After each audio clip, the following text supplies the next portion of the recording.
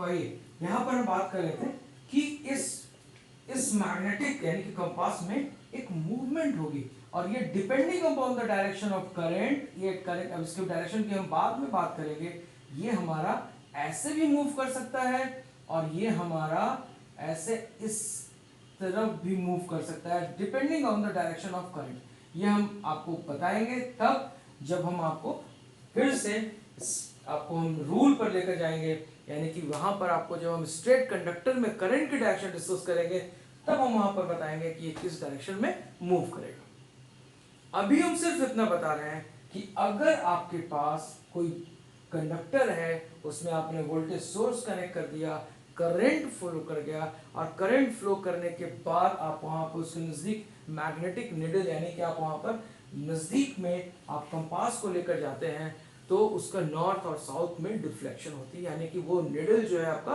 वो मूव करता है।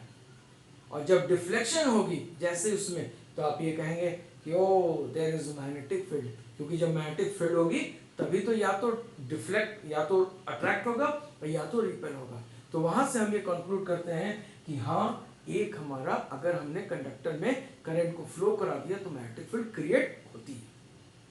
ठीक है, इसको हम कहते हैं मैग्नेटिक इफेक्ट ऑफ करंट। ठीक, अब यहां पर आज की क्लास खत्म करने से पहले मैं थोड़ी सी बात आपको और बता दूं। एक बात बस आपको बताऊंगा मैं, उसके बाद हम बात करेंगे। जब हम एक बार मैग्नेट ऐसे लेंगे, this is our bar magnet, ये नॉर्थ और साउथ, और यहां पर अगर हम कंपास को रखें, यहां पर अगर हम एक कंपास को रखते हैं यहां पर और ये इस फॉर्म में रहता है ऐसा, यानी कि ये नॉर्थ और साउथ है, तो ये कंपास आपको एक रास्ता, जैसे जैसे आप इसको बढ़ाते जाओगे आप पॉइंट्स मिलते जाएंगे, फिर आपने यहाँ रखा उसको, फिर आपको ये पॉइंट मिलता जाएगा, फिर पॉइंट मिलता जाएगा। तो जैसे जैसे आप इसको मूव कराते जाओगे आपको क्या मिलेगा, एक ऐसा फील्ड मिलेगा, एक ऐसा फील्ड मिलेगा, इस तरीके से ये आपको एक फील्ड मिलेगा यहाँ पे, और ये अंदर की तरफ आएंगे। इसका मतलब आज की जो हमारी लेक्चर होगी, क्लास यहीं पे हम रोकेंगे और हम ये आपको बता दें कि आपके नॉर्थ पोल से magnetic lines of force originate होती हैं और साउथ पोल पर टर्मिनेट होती हैं। इधर रखिएगा, नॉर्थ पोल से निकलेंगी और एयर के थ्रू होते हुए ये साउथ पोल तक आएंगी और फिर जब आयरन के अंदर घुस जाएंगी, तो अब आयरन के अंदर जब एंटर आ जाए कर जाएंगे तो इनकी डायरेक्शन हो जाएगी साउथ टू नॉर्थ।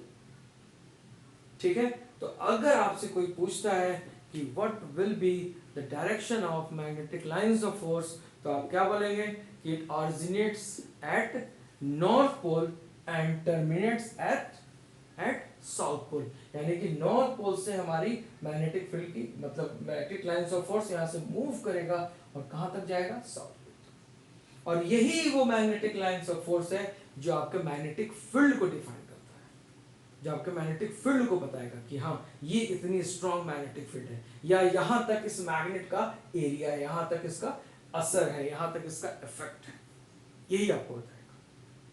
ठीक है, सो आज सिर्फ 2-3 बातें याद रखिएगा कि what is bar magnet, what is electromagnet, magnetic effect of current क्या होगा, ठीक है, और सेम पोल्स आएंगे तो रिपेल करेगा या अट्रैक्ट करेगा, और आपके मैग्नेटिक लाइंस ऑफ फोर्स की डायरेक्शन क्या होगी वो आपने सीखा। अब नेक्स्ट क्लास में जब हम आएंगे आपको फिर से हम सारी बातें as per your syllabus 1 by 1, ये आपका लेक्चर सिर्फ इसके लिए था ताकि आप ये समझने को हो जाए कि आखिर आपको मैग्नेटिक इफेक्ट ऑफ करंट में पढ़ना क्या है, क्या पढ़ाया जाता है। ऐसे ही आपको डाल दिया जाता है कि हाँ लो पढ़ लो मैग्नेटिक इफेक्ट ऑफ करंट, या इसका कुछ बेनिफिट है, या आप इसको समझ सकते हैं कि हाँ यहाँ पर ऐसा होता है और यहाँ पर ऐसा होगा, बार मैग्नेट में ये है और इलेक्ट्रोमैग्नेट में ये है। ठीक है, इसके फायदे और नुकसान हम पढ़ेंगे, इसका इफेक्ट पढ़ेंगे। ठीक है, और यहाँ पर आपको क्या क्या मिलेगा, यहाँ पर आपको 3 चीजें मिलेंगी, एक आपको स्ट्रेट वायर मिलेगा, एक आपको सर्कुलर वायर में करंट देगा, ये करंट फ्लो होगी, ये करंट फ्लो होगी, और एक आपको यहाँ पर आपको ये आपको सोलेनॉइड फॉर्म में आपको एक मिलेगा ये। ठीक है, ये 3 चीजें 1, 2 एंड 3, ये 3 फॉर्म होंगे जहां पर आपके वायर्स रैप किए होंगे और जहां पर आपको करंट फ्लो कर रहा होगा, और उस करंट के बेसिस पर आपको मैग्नेटिक फील्ड की डायरेक्शन बतानी होगी। ठीक है। उसके बाद हम इसी मैग्नेटिक इफेक्ट ऑफ करंट को यूज करते हैं अपने मोटर और जनरेटर में। जनरेटर का पोर्शन आप लोगों के लिए बड़ा फायदेमंद होगा। इस बार सीबीएसई ने उसको असाइड कर दिया है, हटा दिया है, आपको मोटर लेकिन पढ़ना है।